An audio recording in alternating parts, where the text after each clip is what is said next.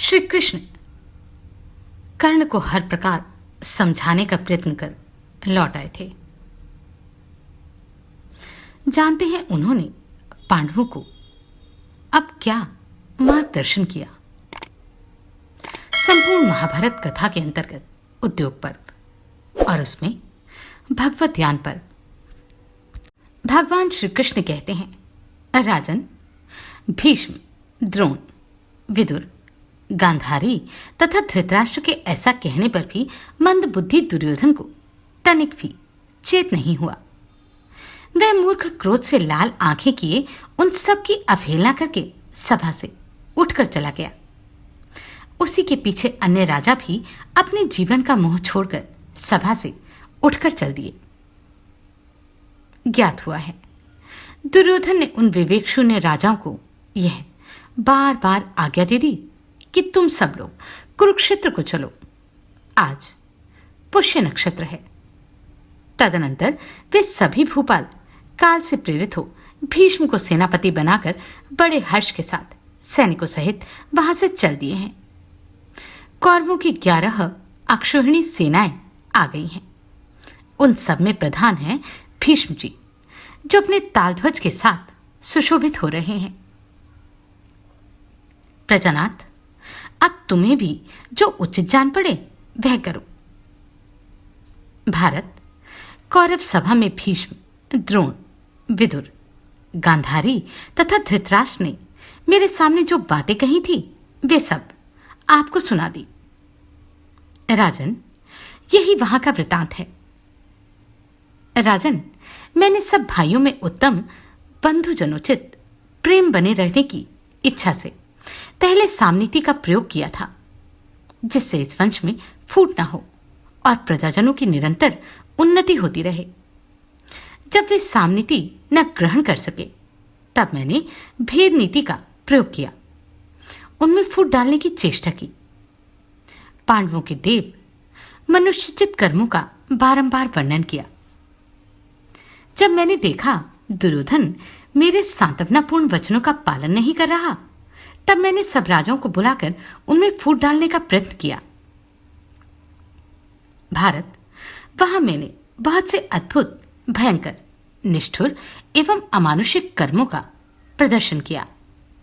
समस्त राजाओं को डांट बताकर दुर्योधन को तिनके के समान समझकर तथा राधानंदन कर्ण और सुबलपुत्र शकुनी को बार बार डराकर जुए से धृतराष्ट्र पुत्रों की निंदा करके वाणी तथा गुप्त मंत्रणा द्वारा सब राजाओं के मन में अनेक बार भेद उत्पन्न करने के पश्चात फिर साम सहित दान की बात उठाई, जिससे कुरुवंश की एकता बनी रहे और अभिष्ट कार्य की सिद्धि हो जाए।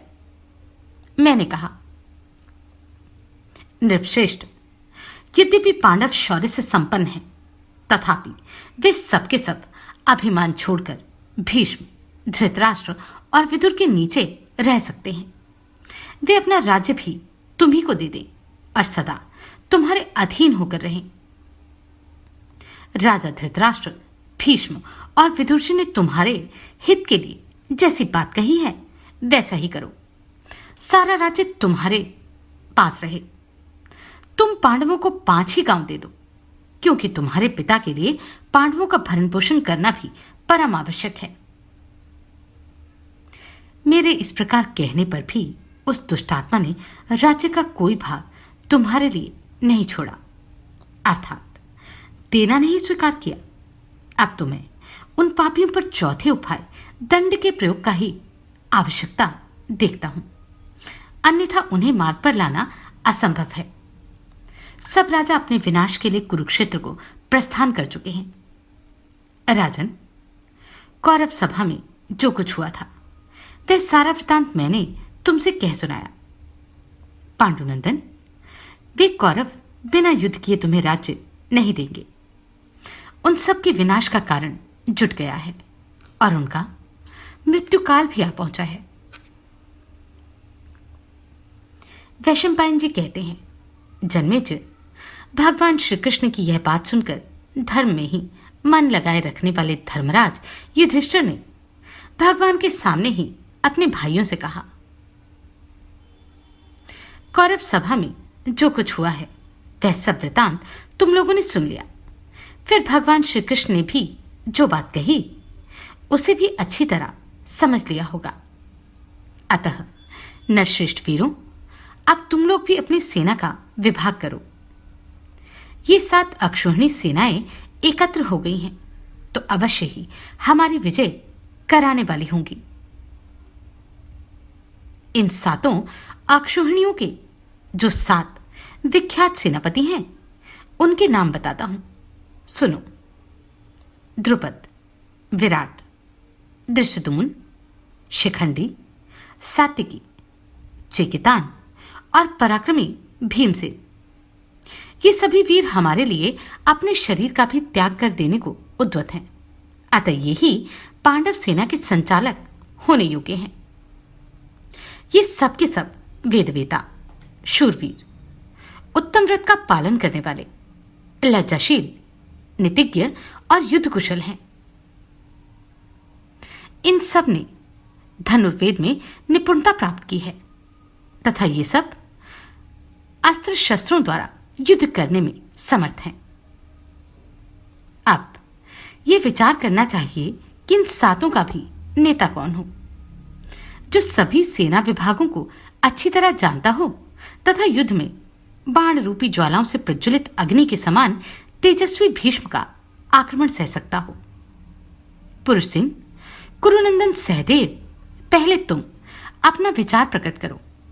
हमारा प्रधान सेनापति होने योग्य कौन है? सहदेव बोले, जो हमारे संबंधी हैं, दुख में हमारे साथ एक होकर रहने वाले और पराक्रमी भूपाल हैं, जिन धर्मज्ञ वीर का आश्रय लेकर हम अपना राज्य भाग प्राप्त कर सकते हैं तथा जो बलवान, अस्त्र विद्या में निपुण और युद्ध में उन्मत्त होकर लड़ने वाले हैं। वे मत्स्य नरेश विराट संग्राम भूमि में भीष्म तथा अन्य महारथियों का सामना अच्छी तरह सहन कर सकेंगे।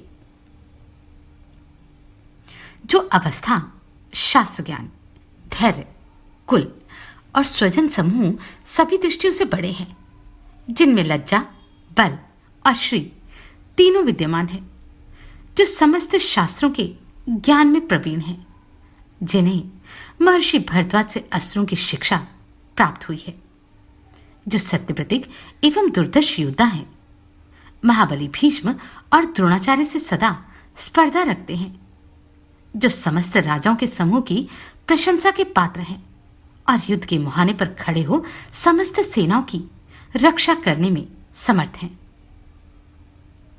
बहुत से पुत्र पौत्रों द्वारा घिरे रहने के कारण जिनकी सैकड़ों शाखाओं से संपन्न वृक्ष की भांति शोभा होती है, जिन महाराज ने रोषपूर्वक द्रोणाचार्य के विनाश के लिए पत्नी सहित घोर तपस्या की थी, जो संग्राम भूमि में सुशोभित होने वाले शूरवीर हैं और हम लोगों पर सदा ही पिता के समान स्नेह रखते हैं।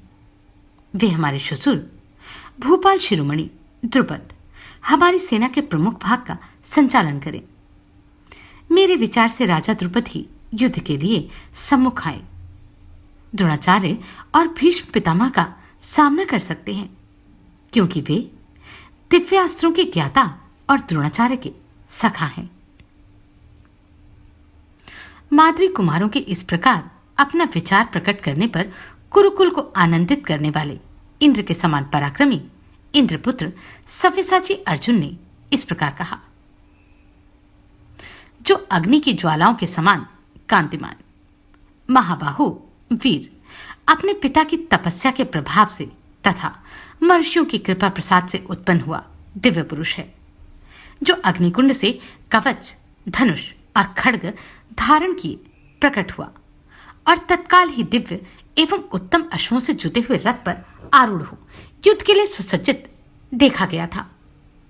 जो पराक्रमी वीर अपने रथ के गड़गड़ाहट से गरजते हुए महामेघ के समान जान पड़ता है, जिसके शरीर की गठन, पराक्रम, हृदय, वक्षस्थल, बाहु, कंधे और गर्जना ये सभी सिंह के समान हैं।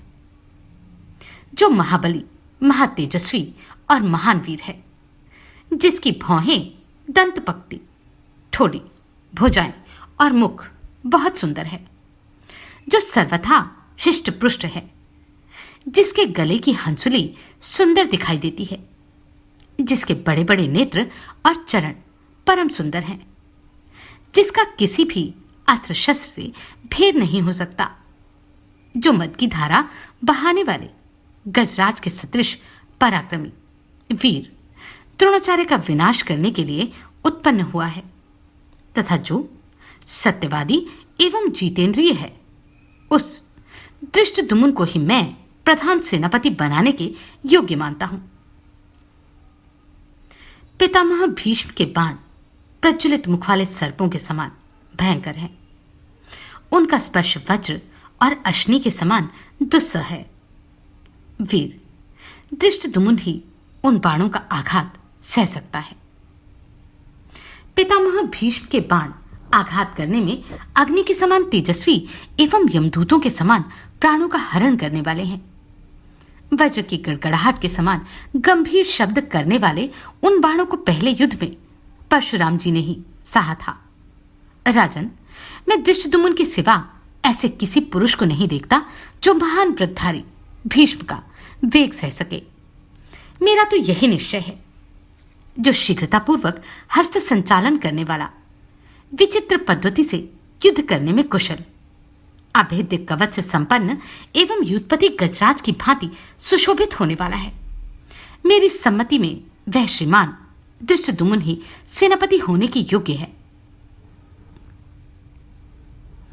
वैशंपायन जी कहते हैं, जन्मेजय, अर्जुन के ऐसा कहने पर भीमसेन ने अपना विचार इस प्रकार प्रकट किया। भीमसेन ने कहा, राजेंद्र, द्रुपद कुमार शिखंडी पितामह भीष्म का वध करने के लिए ही उत्पन्न हुआ है। यह बात यहां पधारे हुए सिद्धों एवं महर्षियों ने बताई है। संग्राम भूमि में जब वह अपना दिव्यास्त्र प्रकट करता है, उस समय लोगों को उसका स्वरूप महात्मा परशुराम के समान दिखाई देता है। मैं ऐसे किसी वीर को नहीं देखता जो युद्ध में शिखंडी को मार सके।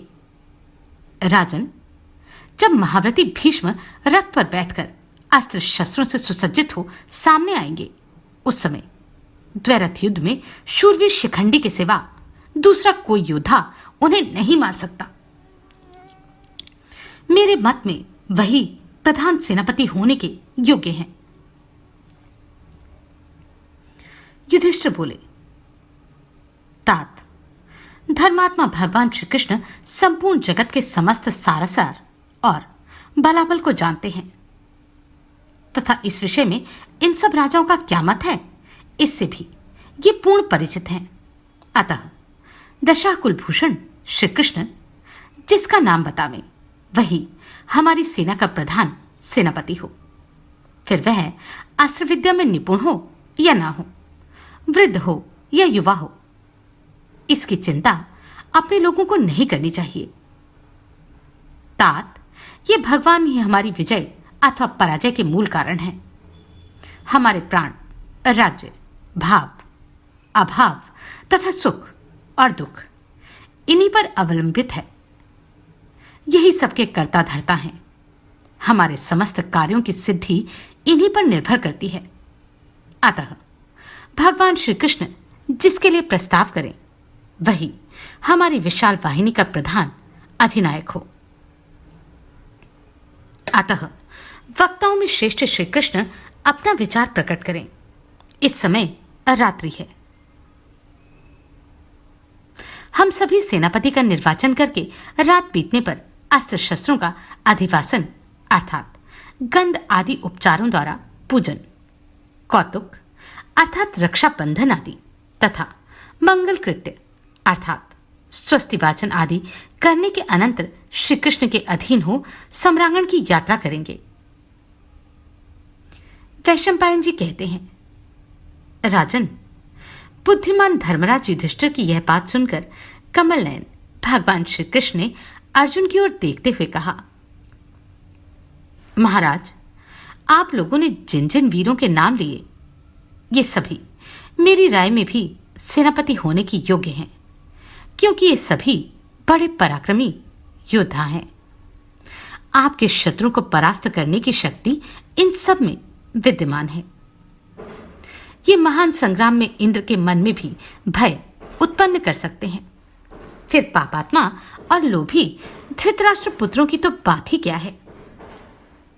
महाबाहु भरत नंदन, मैंने भी महान युद्ध की संभावना देखकर तुम्हारा प्रिय करने के लिए शांति स्थापन के निमित्त महान प्रयत्न किया था।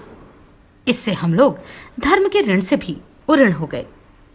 दूसरों के दोष बताने वाले लोग भी अब हमारे ऊपर दोषारोपण नहीं कर सकते।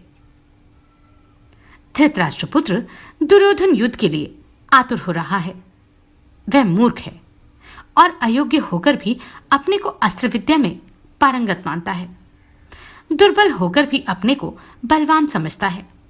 अतः आप अपनी सेना को युद्ध के लिए अच्छी तरह से सुसज्जित कीजिए, क्योंकि मेरे मत में वे शत्रु वध से ही वशीभूत हो सकते हैं। वीर अर्जुन, क्रोध में भरे हुए भीमसेन, यमराज के समान नकुल सहदेव, सात्यकी सहित अमरशशील धृष्टद्युम्न, अभिमन्यु, द्रौपदी के पांचों पुत्र, विराट, द्रुपद तथा अक्षौहिणी सेनाओं के अधिपति अन्य भयंकर पराक्रमी नरेशों को युद्ध के लिए उद्वत देखकर धृतराष्ट्र के पुत्र रणभूमि में टिक नहीं सकेंगे।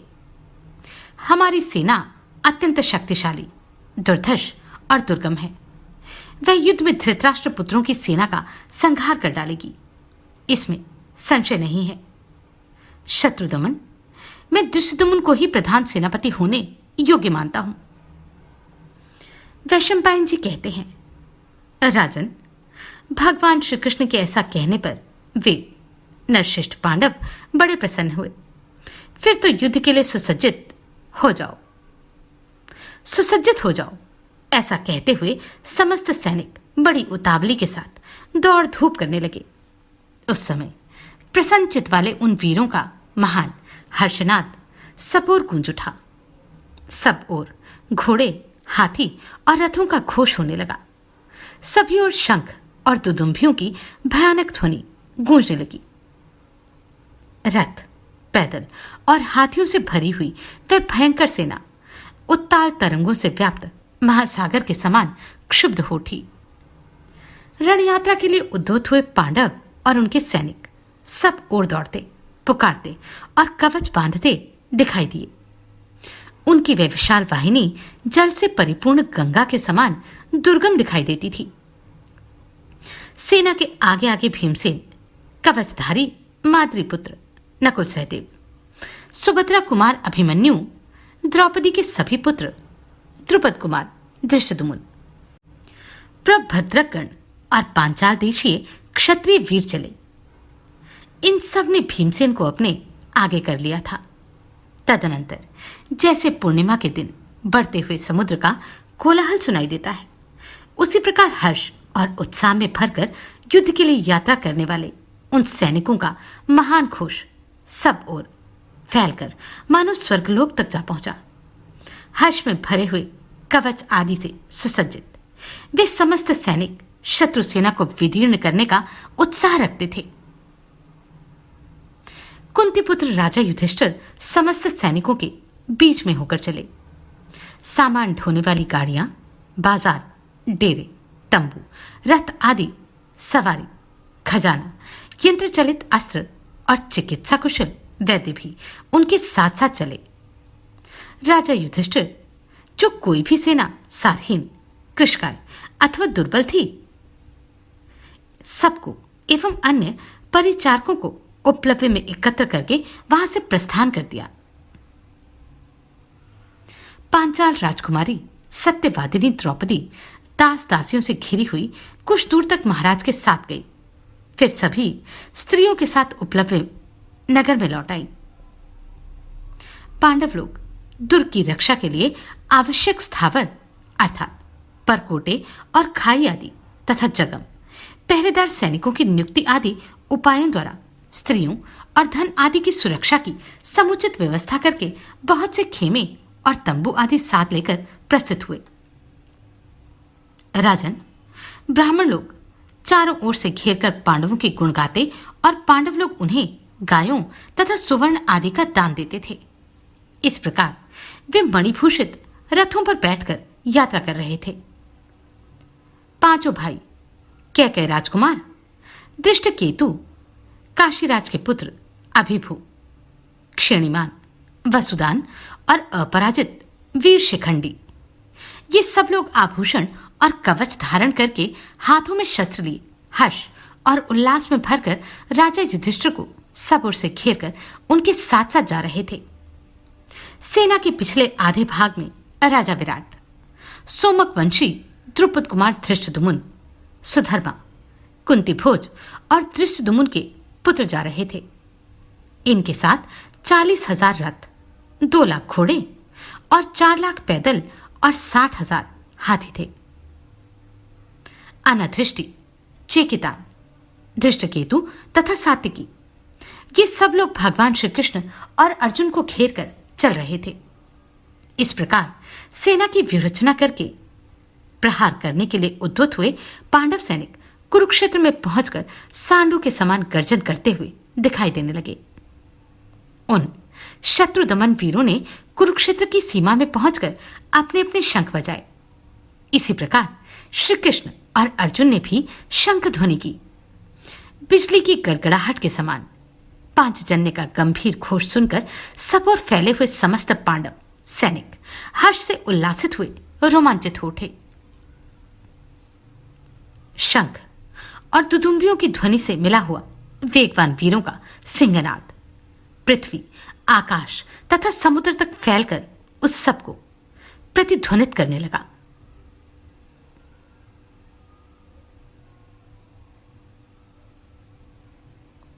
तो पांडव कुरुक्षेत्र पहुंच ही गए। जानते हैं आगे क्या हुआ अगले अध्याय में। नमस्कार, मैं आभा शर्मा जावास। अगर आपको ये प्रश्न सराहनीय लगे तो आप कंट्रीब्यूट कर सकते हैं।